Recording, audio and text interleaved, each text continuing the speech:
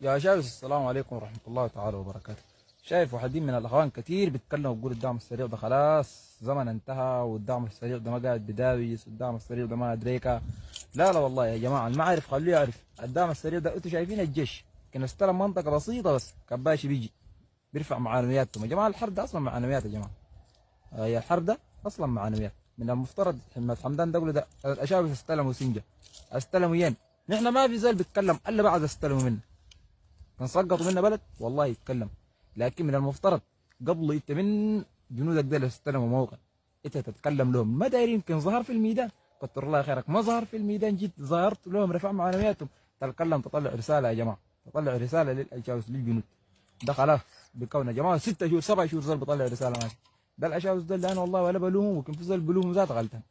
هاي الله يدوق العافيه. يكون في زول بلوم الدعم السريع ده غلطان والله العظيم، اقسم بدين الله. وعمك حميدتي ذاته كان بعد الا يخسر حتى يتكلم. ده انا السبب المحيرنا على الله. والله ده السبب انا المحير. كان في زول عنده معاه مواصله خاصه والخالته والعمته، خلوا الرساله دي وصلها لي. والله من المفترض ده الكلام ده ذات انت بعد تخسر حتى بعد ذاك تتكلم. يا جماعه الكلام ده كيف؟ والله اول مره انا اشوف حاجه زي دي. بعد تخسر انتوا شايفين الجيش ده اقول ده بعد من سقطت يقولوا احنا المره الثانيه دي كلها نستلموا الموقع ذاك. ولا لا، نحن دول ده بعد خسرنا يقول اسا يوم ذاك قال لنا جبل مويه رجعوا. نحن من المفترض هو يجيب للدعم السريع ده الاساكر دول ده يوجههم، بس لسه وجهها ما في. جبل مويه سقط وخلاص. اسا مدني تقول له ادوهم بس 10 يوم من جديد من اليوم ده، ادوهم 10 يوم لقدام. بتام مدني ما سقطت ثاني، اقسم بالله زول بيستلهم هاي. وده كلام حطوه في بالك.